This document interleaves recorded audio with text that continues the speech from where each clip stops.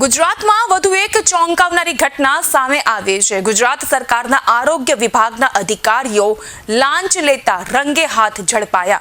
ગુજરાતમાં એસીબીએ લાંચ લેતા ક્લાસ 1 અધિકારીને ઝડપી લીધા છે।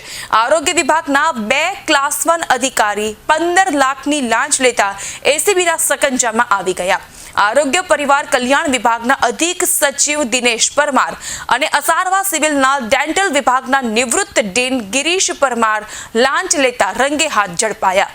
ભાવનગર ખાતે નાયબ નિયામક તરીકે ફરજ નિભાવેલ હતી। આ દરમિયાન તેઓના દ્વારા આરોગ્ય વિભાગના સ્ટાફ સામે બોગસ મેડિકલ પ્રેક્ટિસ બાબતે કાર્યવાહી કરતા ફરિયાદી સામે ખંડણી માંગણીની ફરિયાદ કમિશનર આરોગ્ય વિભાગને થઈ હતી, જેથી ફરિયાદી તેમજ તેઓના સાથી ડોક્ટરને ફરજ મોકૂફ કરવામાં આવ્યા હતા।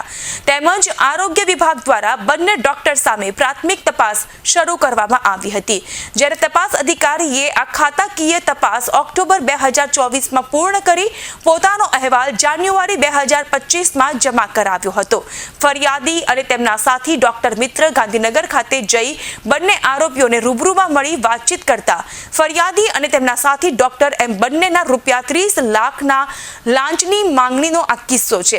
તે પૈકી રૂપિયા 15 લાખ એડવાન્સ અને બાકીના ફરિયાદીનું કામ થઈ ગયા પછી આપવાનો વાયદો કરવામાં આવ્યો હતો। જો કે આ બંને ક્લાસ 1 ઓફિસર્સ આવી ચૂક્યા છે એસીબીના છટકામાં।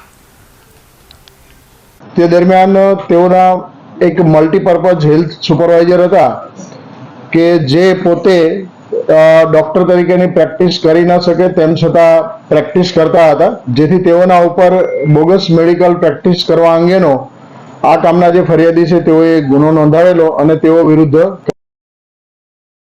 જે કાર્યવાહીથી નારાજ થઈ અને જે તે સુપરવાઇઝરે જે તે વખતે આ કામના જે ફરિયાદી છે તેઓ વિરુદ્ધમાં એક અરજી આપેલી અને કહેલું કે અમે તેઓના કહ્યા મુજબ ન કરવાને કારણે અમારી ઉપર ખોટો ગુનો દાખલ કરાવેલો છે। આ બાબતને લઈ અને હેલ્થ વિભાગ